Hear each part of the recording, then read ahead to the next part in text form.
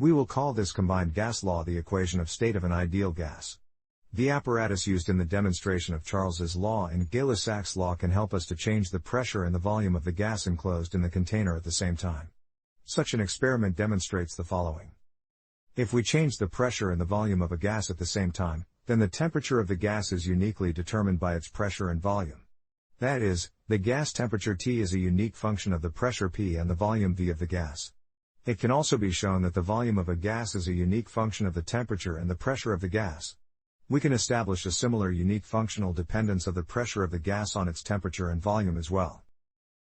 Now we can say that the quantities temperature, volume and pressure describe the state of a given amount of gas, and we call these quantities the state variables of the gas. Then we can define the equation of state of a gas as a unique functional relation between the variables pressure, volume and temperature, measured in an arbitrary state of the gas. Such a function can be expressed in the following general form. The function f with the variables p, v and t is equal to 0. This general form is known as the equation of the state of the gas. In order to derive the equation of state for an ideal gas, we consider a cylinder with a moving piston which is filled with a gas. In the initial state of the gas it has the temperature T0 which is equal to 0 Celsius. The piston is in its initial position, where the gas has the volume V0 and the pressure P0. In the first step we perform an isobaric expansion of the gas. That is, we heat the gas in the cylinder and let the piston to move so that the expanding gas could keep the pressure P0. In the isobaric expansion we increase the gas temperature from T0 to T and its volume from V0 to V'. For an isobaric process we can apply Charles's law, which states that the volume V' is equal to the initial volume V0 measured at 0 Celsius, times 1 plus the volumetric heat expansion coefficient beta times the temperature T. In the second step we perform an isothermal expansion of the gas, that is we expand the gas by moving the piston while we keep the temperature of the gas constant. It is a good approximation of the isothermal expansion if we move the piston slowly. Then we increase the volume of the gas from the volume V' to its final volume V. Since the temperature of the gas is constant, the gas pressure drops from the pressure P0 to its final pressure P. For an isothermal process we can apply Boyle's law, which states that the product of the pressure P and the volume V of the gas is equal to the pressure P0 times the volume V'. Now we can eliminate the volume V' from this equation by substituting Charles's law in its right-hand side. Then the combined gas law states that the product of the pressure P and the volume V of a given amount of gas measured at the temperature T is equal to the reference pressure P0, times the reference volume V0, times 1 plus beta times the temperature T measured in Celsius. Here the coefficient beta is equal to 1 over 273.15 Celsius. Although we used only Boyle's law and Charles's law to derive this formula, it combines all the three gas laws.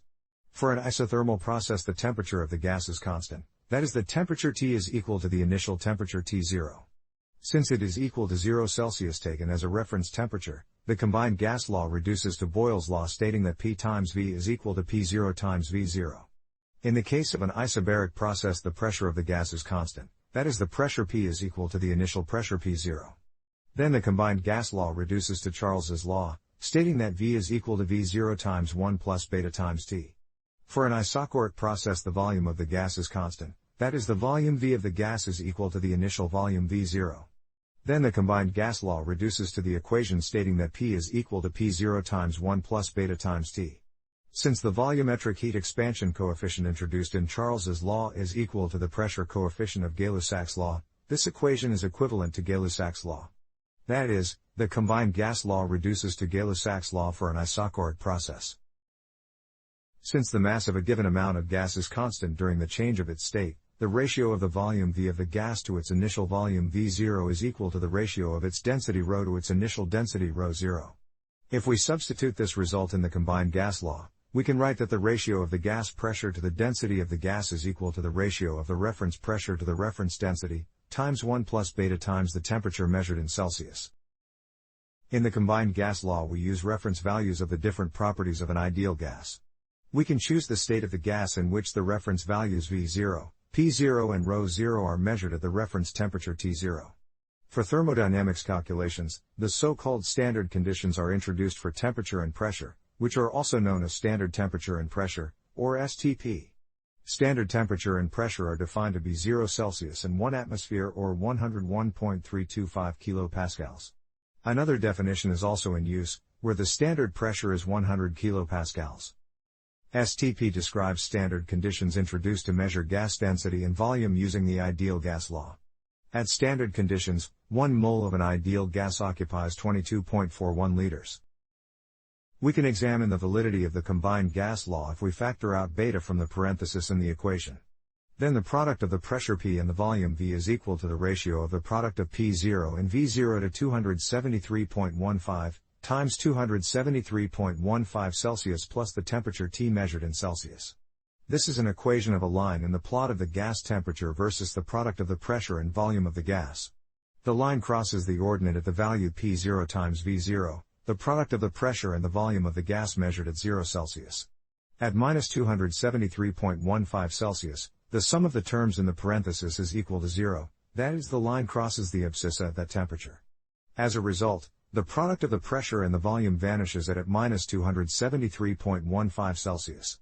Therefore, either the pressure or the volume of the ideal gas drops to 0 at this low temperature, as suggested by Amontons in his speculations on the behavior of gases exhibiting at low temperatures. Such a drop in pressure or volume does not happen in reality. At low temperatures we experience the condensation of real gases, where they turn to liquid phase at a low temperature. It is clear that the gas laws do not describe the behavior of liquids, and the combined ideal gas law is not valid at very low temperatures. However, the temperature where the pressure or the volume of an ideal gas falls to 0 is an important concept, which leads us to introduce the thermodynamic or absolute temperature scale in thermodynamics. From statistical and quantum mechanics we know that minus 273.15 Celsius is the lowest possible temperature in nature, and this temperature is called absolute zero. Then we can introduce a temperature scale for which we choose this lowest possible temperature as a zero. That is, the temperature T written with a capital letter is called thermodynamic or absolute temperature, and it is equal to 273.15 Celsius plus the temperature T measured in Celsius. Absolute temperature is measured in Kelvin. In the left-hand side of the figure we can see the Celsius scale, and the absolute temperature scale is presented in its right-hand side. The figure illustrates the simple fact that the absolute temperature scale is basically the Celsius scale shifted by 273.15 degrees. We also give some examples of typical temperatures measured in both temperature scales. The freezing point of water at 0 Celsius is 273.15 Kelvin, and the boiling point of water is at 100 Celsius, which is 373.15 Kelvin.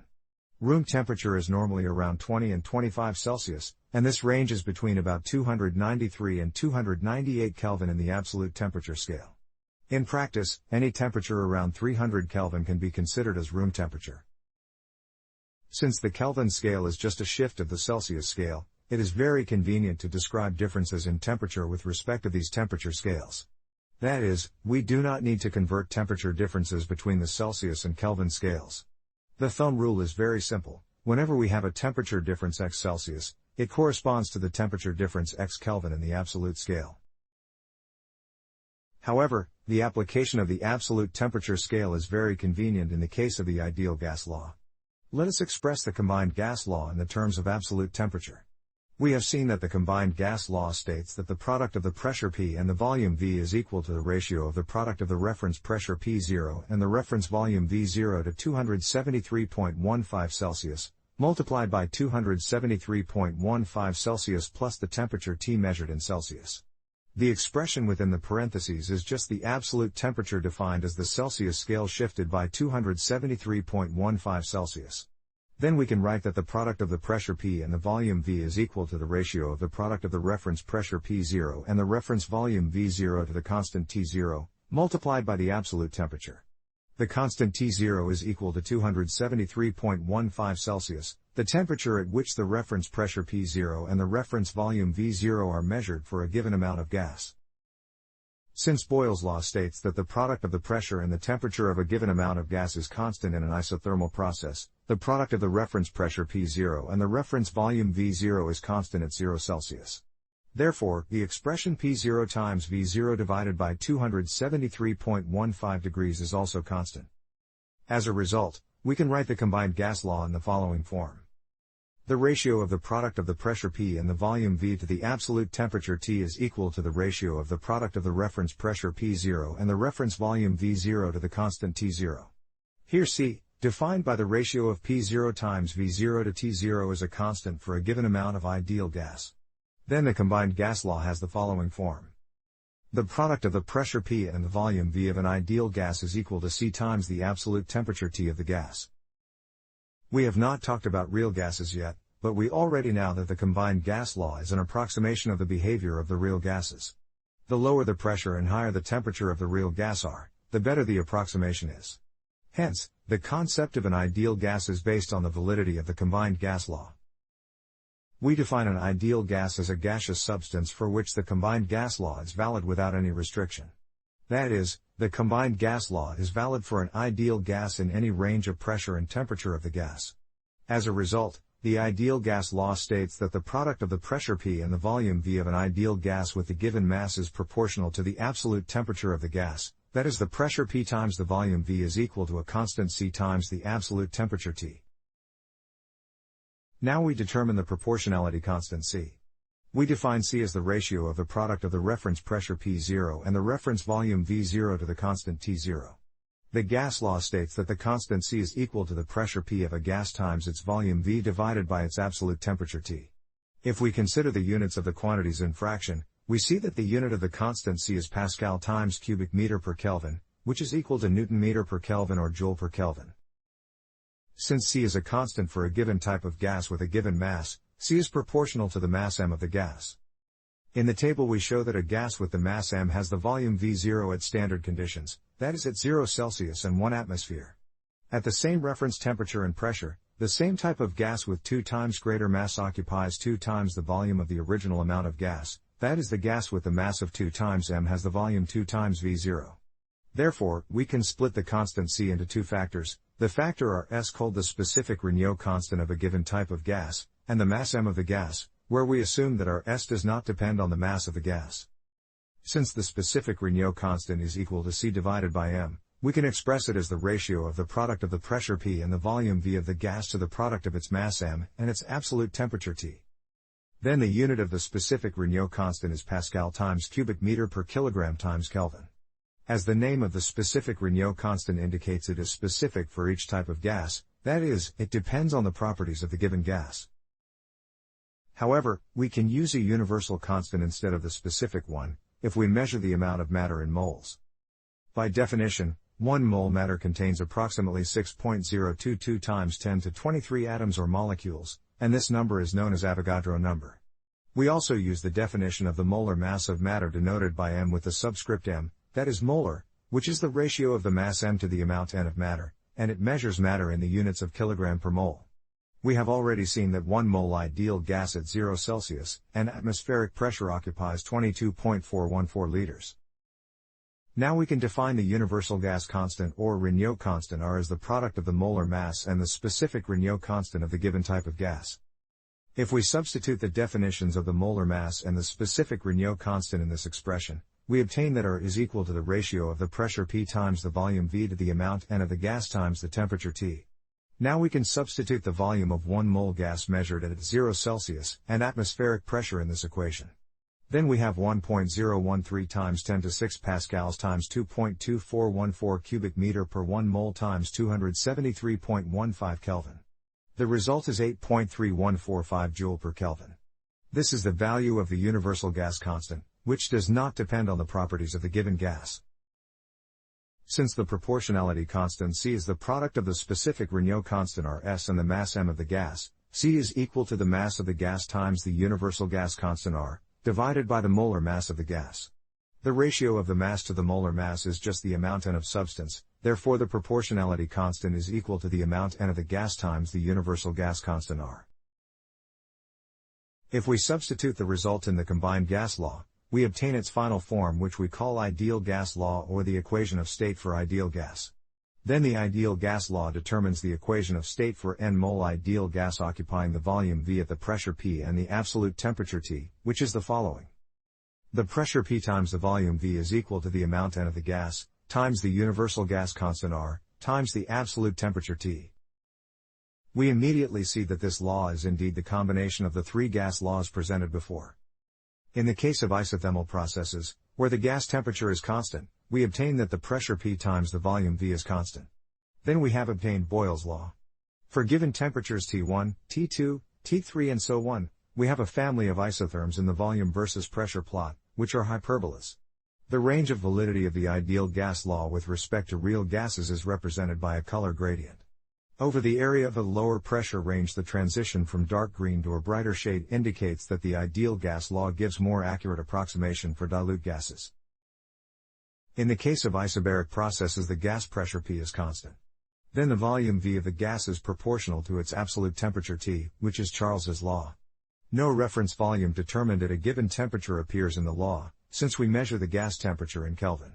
If the gas temperature is given in Celsius, then the volume expansion of the gas with respect to a reference volume measured at 0 Celsius is proportional to the temperature.